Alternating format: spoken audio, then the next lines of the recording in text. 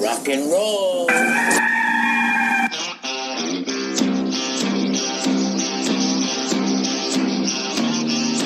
It's your daily dose of all things Gamecocks on the Inside the Gamecocks Podcast. Here's JC Shurburtt. Greetings and salutations, all you Gamecock fans. JC Shurburtt here with you inside the Gamecocks Podcast. Thank you for listening today on a Monday, August 17th, first day of fall practice. Usually this day is widely celebrated. At least it usually is. But we're usually 17 days in or so right now. So it's delayed, and with all the uncertainty out there around college football, I'm glad that we're at this moment. I'm glad that we're starting practice and having some things to talk about other than a pandemic or players organizing or, take your topic this off season. It's been kind of a roller coaster, turned some people off, woken some people up. I don't know how to describe this off season, but it's been awful. And full of uncertainty. So now you have some certainty. The Gamecocks will practice today. Who knows what will happen ultimately. I will mention this quickly. I have noticed some of the narratives coming out about, the SEC and ACC and Big 12 not needing to play. They've sort of been quieted by the immense attention on the Big 10 parents wanting their teams to get back into action. And so I think in the court of public opinion, with the exception of a few people on Twitter who do have large followings, and then some people that just don't want there to be a college football season, period. And I don't think there's a lot of these people that are so far into the no, don't play, it's not safe camp. You kind of look at their Twitter account and you can kind of see where they're coming from. In terms of why they don't want there to be a football season. I'll just say that. And I'm not saying everybody. I'm not throwing blankets out there. I'm just saying with the social media churn machine right now, it seems there's a lot more folks out there going, well, the Big Ten, the players want to play in the Big Ten and digging into why, the Big Ten canceled their season. And it's funny to me because the Pac-12, by and large, the Pac-12 was transparent about why they didn't. And by and large, if you read the Pac-12's medical document, there was some concern about myocarditis. But they also, in those states didn't feel comfortable with their testing protocol and having enough tests and all that. And those states have been talking about that for a while. And so, what I got from the Pac-12 document was, hey, we need to kind of, wait till there's more testing or we get better testing. And well, lo and behold, there's a saliva test coming to market. It's supposed to be instantaneous. It's supposed to be a lot cheaper than the test they're implementing now. And that could be something that's very helpful, I think, for any program that's wanting to play a football season or start a season. I'm not one of these people that's out there going, the virus is something made up or something like that. I think there's some extreme viewpoints either way that are fueled by anything but science and medicine. But the virus is a real thing, and I don't think colleges have any business playing kids that test positive for the virus. And I think you do need to test and quarantine, and it's a highly contagious deal. And it can sideline half your team quick if you're not careful. So I think schools that can't test have no business playing. If you don't have the money or the resources to go, test your guys and follow the protocols, which are, I don't think they're too hard, don't play. So I got that from the Pac-12. The Big Ten's been completely not transparent. I don't think it helped that their commissioner's kind of an inexperienced guy. And he went on the record and started talking about societal issues and all that. And, they went in 6 days from here's a schedule to it's abundantly clear we shouldn't play. So that's a cluster. And quite frankly, I'm not sad about that because they act like they're the Ivy League and they're not. This whole reason the SEC teams only sign 25 guys and they're so limited, and you can't take junior college players or prep school players anymore, which I think is culturally biased and culturally in terms of like the South versus the North. And it robs players of opportunity. I think it's very elitist. That's why it's more difficult to recruit players now, and to go in on a guy that's got academic question marks and to maybe give him an opportunity to work his way through it.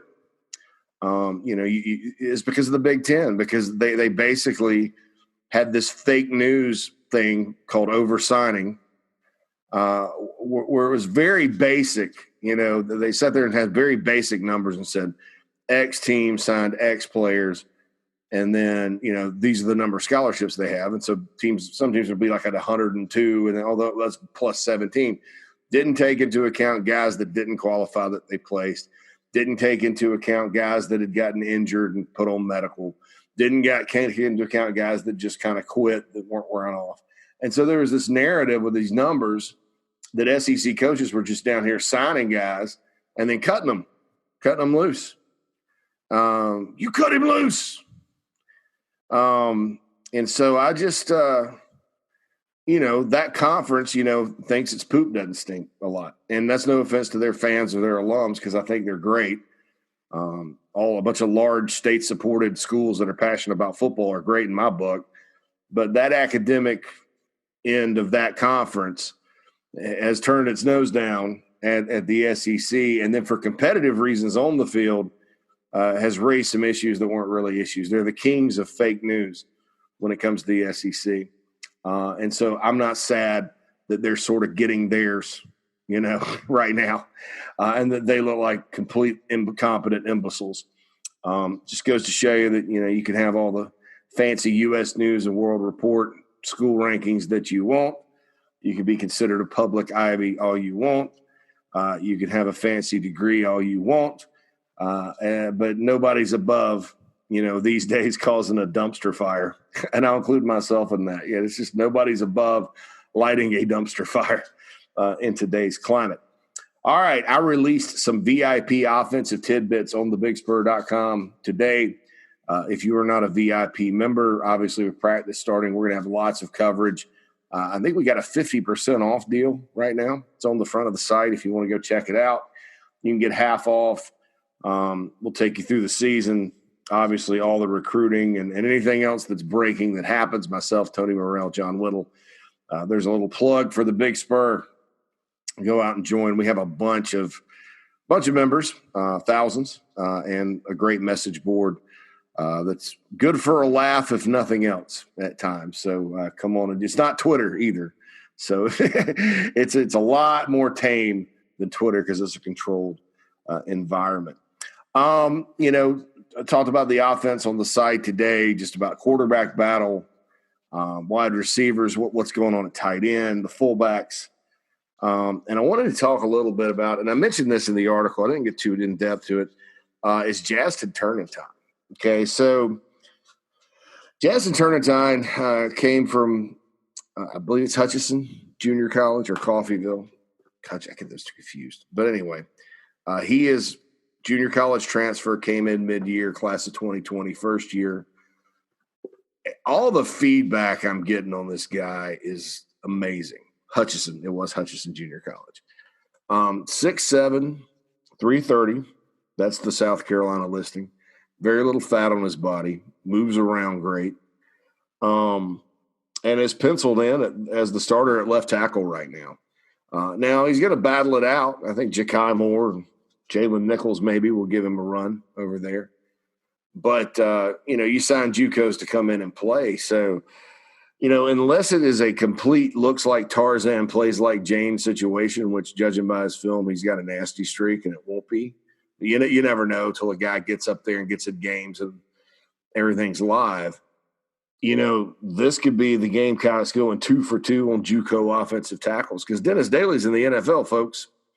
He's training with the Carolina Panthers right now and started several games last year as a rookie. So I don't know. I think when you look at Alabama, Alabama does sign junior college offensive linemen from time to time, and they end up starting and playing well. I think Georgia's done the same. Georgia hasn't done that with the JUCOs. I'm thinking wrong. They got a kid out of New York that the big 5-star they got out of New York was not out of the New York JUCO that Bama goes and gets players from.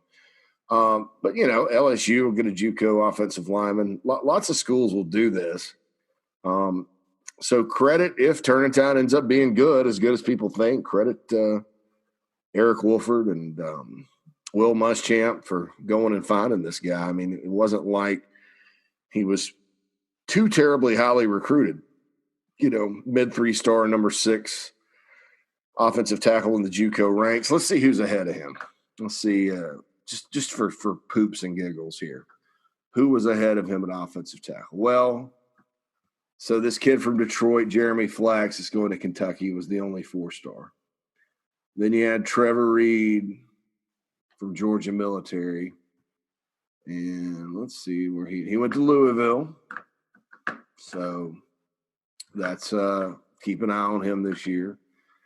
Keelan Zierer. Now, I forgot to mention Auburn. Keelan Zierer is from Germany.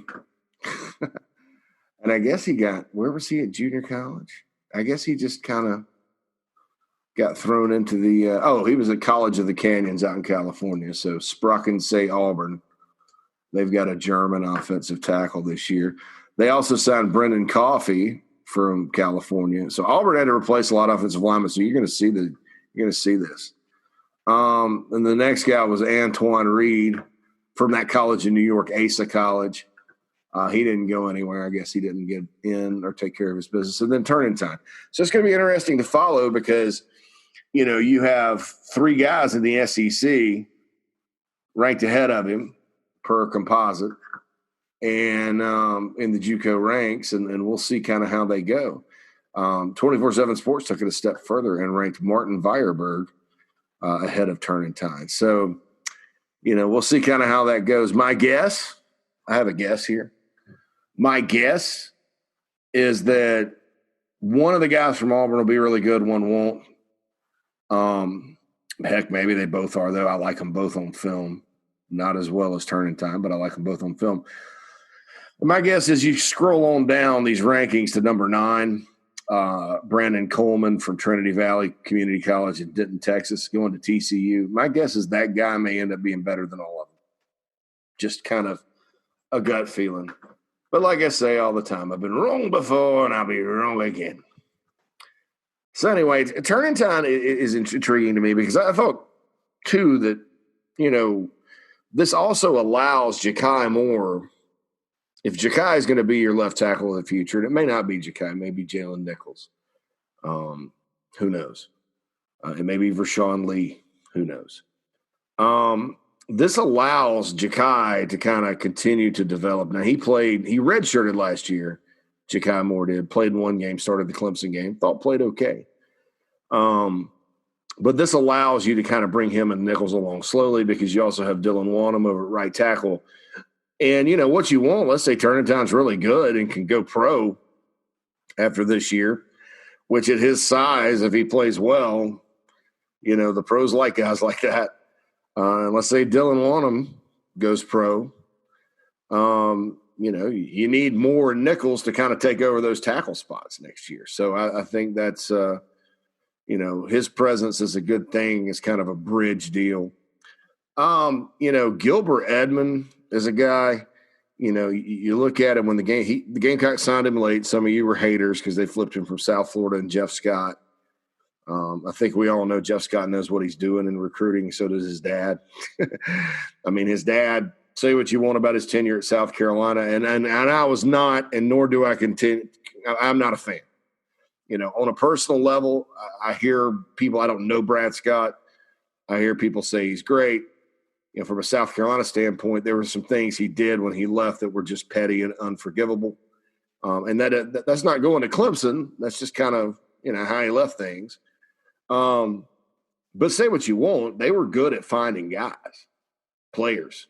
I'll bring 2 examples. I'll bring 3: Andre Goodman, Kalimba Edwards, and John Abraham. And Sheldon Brown. So there's 4. And Rashad Faison. So a lot of those early Holtz era guys that you think about in terms of the Holtz era, they were really Brad Scott guys. And so Jeff Scott's pretty good at finding guys too. Of course, Brad's working for him. Westwood and Fort Pierce is a place where, Khalil Mack went to school. So, and they have a large group of guys every year. So credit the Gamecocks for going in there and finding this guy because, now Gilbert Edmonds, 6'5", 235. He played at 6'4", 215 last year. So he's growing and could be a monster edge guy, in my opinion, in time. May play a little this year. He may be like DJ Wanham, who was kind of a similar late evaluation. So quick twitch guy. Going to play the Buck, Sam spot. Those are kind of interchangeable. And so, that's something that scrolling through everything last night kind of surprised me in terms of just how big he's gotten. I'm looking forward to seeing how O'Donnell Fortune, the freshman out of Sumter, stacks up this year in terms of getting playing time someplace. He's a big hitter. They moved him out to corner and flipped Dominic Hill over to safety among the freshmen. So we'll see kind of what happens there. Joey Hunter, Dominic Hill, O'Donnell Fortune, curious to see kind of how things go in the secondary with those guys because I think one of them probably will play. Numbers just aren't quite there yet. So really looking forward to that. We've talked about the receiving position till I'm blue in the face. Rico Powers right now, if you're talking about freshmen, you'd probably say he's ahead just based on what you hear. Wouldn't count out Jakari Caldwell though either. I think that's a guy, and in time, Jakari Caldwell could very well be better, in my opinion, than Rico Powers. But I do like I have some questions about Rico, but I've always liked his game, and kind of we'll see what happens there with regards to the newcomers. So lots to be excited about. I went back and watched some film on Marshawn Lloyd from last season when they played Gonzaga. DeMatha Catholic up in D.C. played Gonzaga, which had a 5-star quarterback for this class. Good game. Looked like – and it wasn't game film. It was a highlight thing. So I don't want to be too I don't want to be critical. It looked like their coach liked to run a lot of pass plays. I'd have probably just given it to Lloyd about 30 times and kept that other guy off the field. But, they kind of like to mix it up and be fancy. And then it was successful. It was a game that went right down to the wire. But, this cat, I mean, you're sitting there and the other team got up by a couple touchdowns. And then Lloyd does his best Debo Samuel impersonation and looks like he shot out of a cannon on a kickoff return, scores easily. The more I watch him, and this is high school stuff now, so it's not certainly not the SEC, the more I think, this guy is a special player that the Gamecocks, can rely on to kind of boost their offense this year. And again, if you're keeping score when it comes to the running back position, in composite, we'll go composite. Bijan Robinson from Arizona went to Texas is number 1. Zachary Evans from Texas that went to TCU is number 2. I think talent-wise, there's no question. DeMarcus Bowman up at Clemson, and of course, we hear he's doing well up there. Number 3, Tank Bigsby, number 4, and then Lloyd, number 5. Now, 24/7 Sports, they're kind of out there a little bit more. They put Jahmyr Gibbs, who's going to Georgia Tech. We remember him from recruiting as number 4. Don Chaney Jr., whose dad went to Carolina, at number 5. Tank Bigsby at 6. They put Jace McClellan from Aledo, Texas, that's going to Alabama, number 7. And then Marshawn Lloyd, number 8. So, we'll see who's right, at the end of the day. But I do think that Lloyd is probably going to get a big opportunity. I think TCU can get Zach Evans rolling, keep him there. I think he'll play well this year. But John Robinson at Texas kind of depends on who they've got back. I'm not a big Robinson guy, but I wasn't a big Christian Kirk guy either if you want to talk about Arizona guys that went to Texas schools and played well, he went to A&M and tore it up. So not that I didn't think he was elite or even I think I had him in the top 40. I just had some questions. And I love Jahmyr Gibbs. I mean, I think at Georgia Tech, he could be a big boost to their offense. And I like John Chaney too, going to Miami, of course. Very, very fast guy. If you Bigsby or Lloyd, even when it looked like South Carolina was getting Bigsby and Georgia was getting Lloyd, I said Lloyd. So I don't know what changed, but Tank Bigsby's going to Auburn, and we'll see kind of what happens there if he can beat out my personal 5-star DJ Williams, who you guys really should watch this year. I mean, hopefully you don't get a big whiff of it against Carolina, but he's a really good player who was committed to App State until the end. Scott Satterfield, that guy can recruit and find players. That kid was committed to App State until the last month of recruiting. Word got out. Wanted to go to Georgia, wanted to go to Bama. Those two schools kind of were like iffy on him, ended up at Auburn. DJ Williams out of Florida. And last I saw an Auburn depth chart was slated to start for War Eagle this year. But back to Lloyd, I just – the more I watch, the more I dig in, the more you hear, the more you think this guy – and I know Rico Dowdle started as a true freshman at running back. And I know that Brandon Wilds had to start some down the stretch in 2011 after Marcus Lattimore got hurt at running back.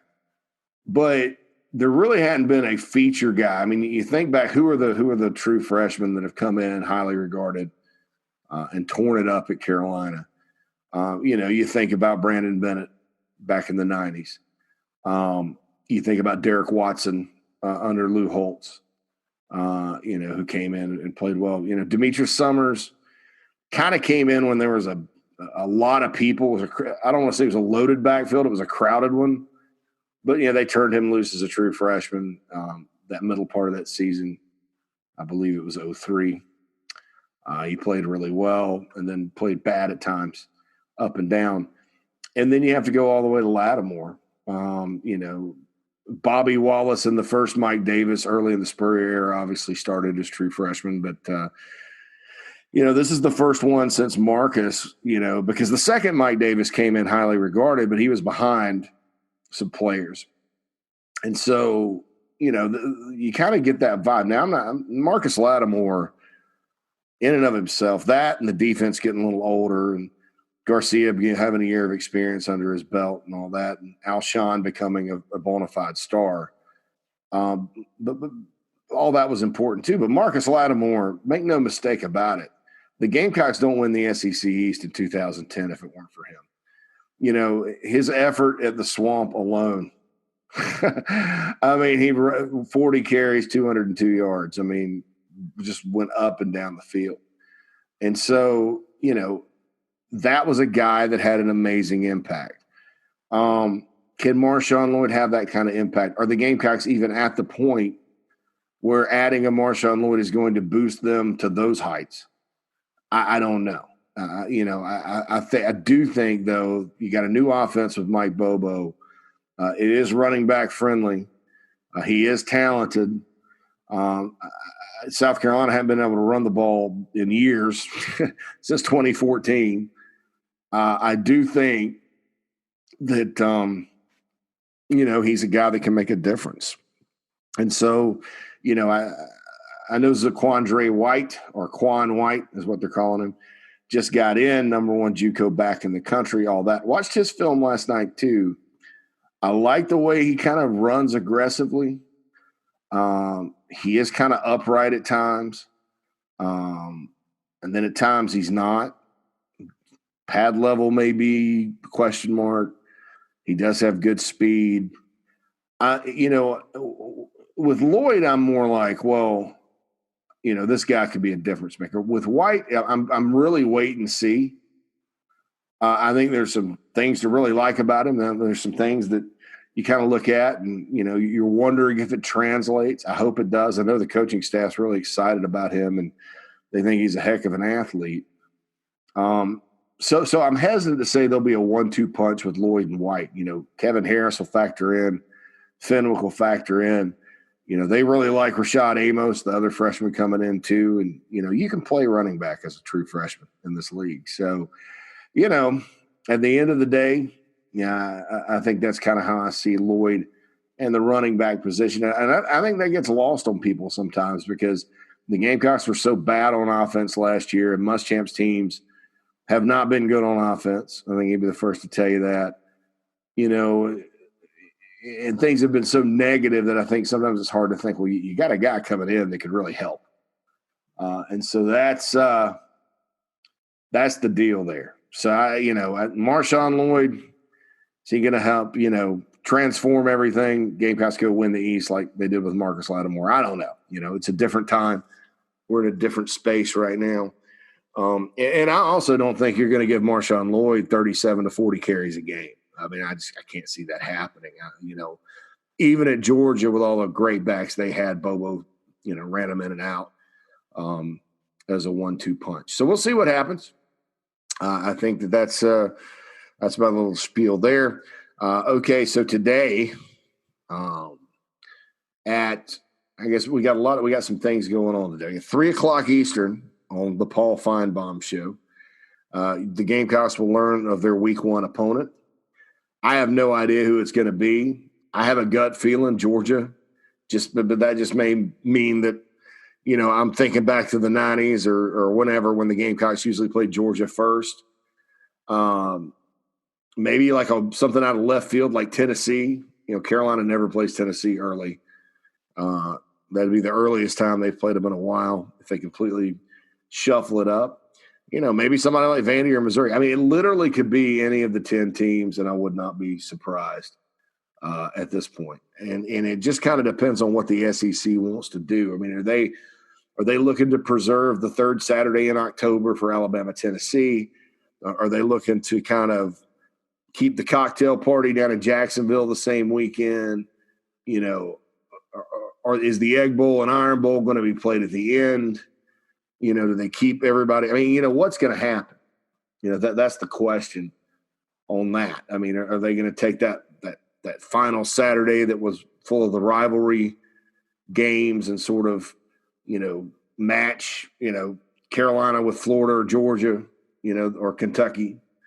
You match those teams up. I mean, will you do that? Will you put Florida, Georgia at the end of the year, since you don't have Georgia Tech, and play Florida, Georgia the same weekend as the Iron Bowl, Egg Bowl, LSU, A&M, Tennessee, Vandy, all that. And then the Gamecocks would end against Kentucky. Wouldn't mind putting that Kentucky game at the end. They don't play as well down the stretch, the Wildcats. They really don't. They tend to be a September, October team, and then they're good for an egg or two toward the end, especially if you're playing Tennessee. But I don't know. So we'll see kind of how that goes. First game, though, gets announced at 3:00. Will Muschamp has a press conference, opening day of practice at 4:00. So I'm sure he'll be commenting on the schedule and all that, who looked good in the first practice, blah, blah, blah, who's been looking good. And then, tonight at 7 on the SEC Network. Feinbaum's also on the SEC Network, in case you guys didn't know, I just said Feinbaum, so I don't want you to be confused. That is also on the SEC Network. So tonight on the SEC Network at 7, the complete 2020 schedule gets revealed. I'm excited about this, and it's probably because I'm bored. Usually a schedule reveal is like a year away. You do them like the NFL does it like 7 months before kickoff, and colleges, the SEC pretty much sets everything. But yeah, so I'm like, you're a month and 9 days away from kicking it off, and you're finding out who you're going to play. So that's exciting, I think.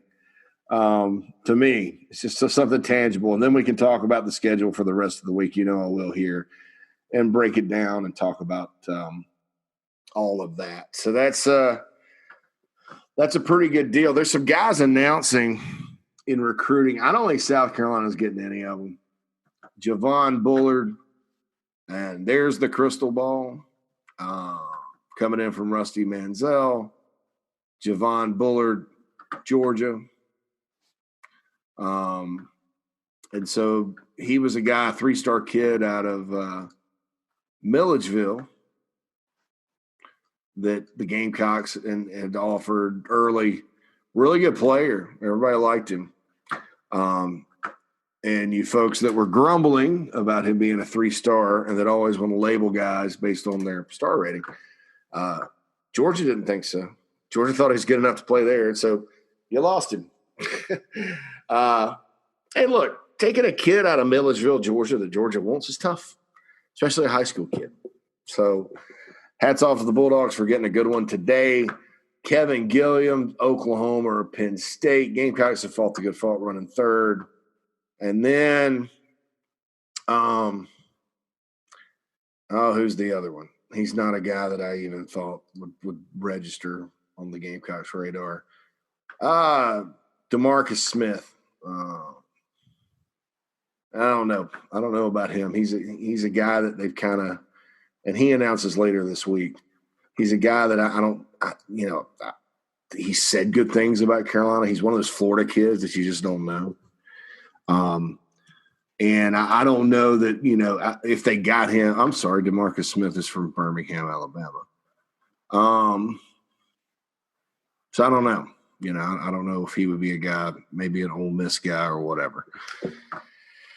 Maybe a guy that doesn't really have an offer. Maybe a guy that goes Tennessee. Who knows? So anyway, that's that. There's another DeMarcus Smith down in Florida. DeMarcus somebody down in Florida they've offered that I don't know. So I don't think the Gamecocks are getting any of these guys.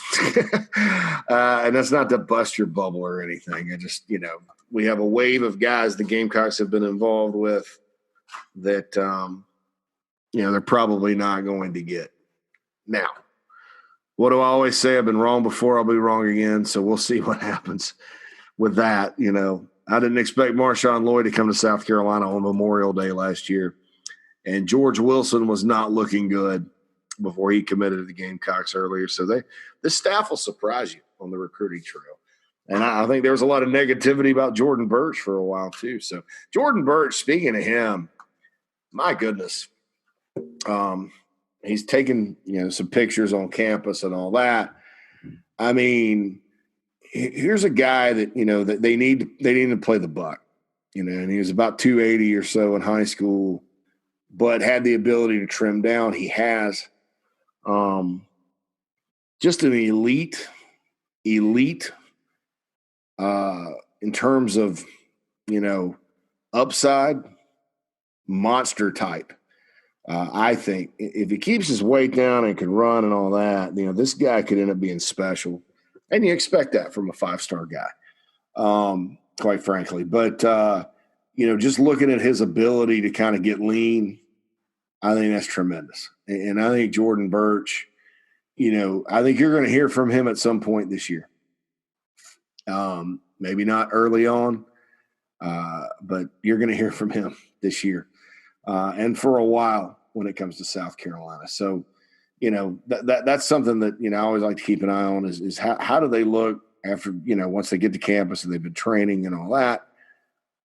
He looks pretty good. And he was one where everybody was talking about moving him inside because he's just going to get bigger. Well, sometimes guys get lighter, it kind of depends on what you want to do. And so I think that, good job from the strength staff, getting him lean and mean. And we'll see kind of how things go with him this year. I think it was exciting to kind of see that. He's got to get the pads on. He's got to play. You got to kind of see how things go. But I would say he's probably, ahead of schedule in terms of remaining lean and all that. Some guys can't. Some guys can't. Melvin Ingram was a guy like that. He came in at 245, quickly got to 280. They spent a year saying, well, we can slim him down and play him at linebacker. And then finally they're like, let him eat, move him inside. And heck, he's one of the best players in program history and probably one of the best players in the NFL right now. So body types, things like that are different. I just personally on as far as, evaluations and stuff go, I was glad to see Jordan Birch lean down, because at that buck position, you have to do that. You have to be a little bit athletic. You have to play in space. I think if he can do that, man, I think he's a quintessential guy to play at that spot. But I don't know if he would have been able to do it at 290. That would have been a freak show. 290 could run like that, great. But we'll see kind of what happens there. But there's a lot to be excited about as far as those freshmen go in the class. Went over a lot of newcomers with you today, just because that's going to kind of be, have your eye on that. Like I said, I dropped a big story, VIP tidbits on the offense on thebigspur.com today. If you're a member, go check that out. That's a VIP only piece. Get some inside intel on that. And we're going to talk about all these position battles. Wide receiver is so foggy right now. What's going to happen? I know the first question a lot of you have is, will Luke Doty end up being a starter at wide receiver? Maybe, maybe not. Will Ortre Smith come back? He caught 30 balls as a freshman, hasn't kind of returned to form. That's a question. What will Dakarian Joyner do? Heck of an athlete. Get him the ball, yards after catch, in my opinion. Can Joe Cox get Xavier Leggett to play better? He's got all the tools. He had some flashes. Can they get him to play better? And then the question about Shi Smith, can he be a number one receiver in the SEC? I think he can. I think, I don't know that Shi has played poorly. I think there were games where Shi wasn't targeted. I think there were games that he was. Is he more of a slot guy? Yeah. But is he good? Yeah. He can jump up. Think about some of the catches he's made over the years. Shi Smith. Some of them are ridiculous. So, can he be a star? Yes. And it's his time to be, and he needs to be. I just in talking to people about Shi, the one thing that happens that people don't talk about, he's not been injured like some of these other guys they have at receiver, like to where he's had to sit. He does get banged up. Yeah, he does get nicked up a little bit here and there. And so, that's the one thing to look out for with him. Got to keep him upright, got to keep him healthy. So we'll see what happens in terms of, the receiving course. So we're going to talk about all that. There's a quarterback battle, sort of an unexpected one, I guess. I've been talking about it myself for a while because I was told it was going to happen. Colin Hill versus Ryan Holinsky. That's going to be good. Competition makes everybody better. Offensive line-wise, I think we're going to see Hank Manos get his third chance at being the center. And I think it's been sort of unfair to him to judge him on those two miserable games in Charlotte where the Gamecocks didn't win and everybody's mad. Even if Hank goes out and doesn't play well in the opener, I'm all for trotting him right back out there, because sometimes guys got to get to that second game. They got to get punched in the mouth, and, that's when you improve the most, blah, blah, blah, blah, blah, first and second game. So, we'll see kind of what happens there. That's something to watch. Who's going to be the backup tight end behind Nick Muse. What's happening in the secondary in terms of shifting people around and where's everybody going to play. I think Will linebacker is an interesting battle too, and I'll have a defensive VIP tidbits on the board tomorrow or today. Is Sherrod Green going to go back there and play well? I thought Sherrod Green improved from 2018 to 2019 as much as anybody. Are they keeping the seat warm for freshman Muhammad Kaba? Damani Staley can play over there. You're going to play Jamar Brown at safety. Well, how much safety? That kind of thing. Will he be a starter at safety? Will we see Jamar Brown and Jamie Robinson as your starting safeties? Who knows? So lots of questions heading into preseason camp for South Carolina for 2020.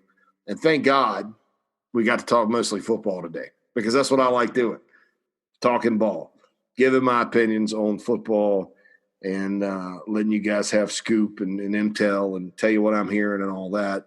That's the whole purpose of this. I I certainly could talk about like Twitter, Corona, police people that, want to run down college football or, even the people that think it's, the other thing. The whole thing's ridiculous to me because either it's safe or it's not. I mean, that's the bottom line. So regardless of where you come out on the debate, it's completely illogical. I mean, this is a completely illogical time. But I don't like, I'd much prefer talking about, depth charts and players and evaluations and all that good stuff. And I think that's probably what you guys like listening to the most as well. All right. So we will see.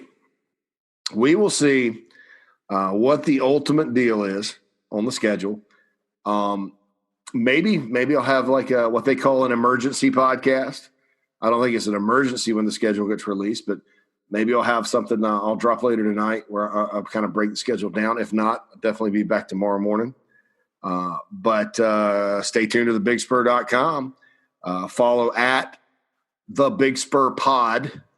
If you'd like to follow this podcast on Twitter, at the Big Spur 247 for the main TBS Twitter account. Go to the iTunes store. Some of you have been doing this. I appreciate it. Rate us 5 stars, drop a review. That helps us get up. Since this podcast, we've kind of relaunched it. It's kind of a new thing.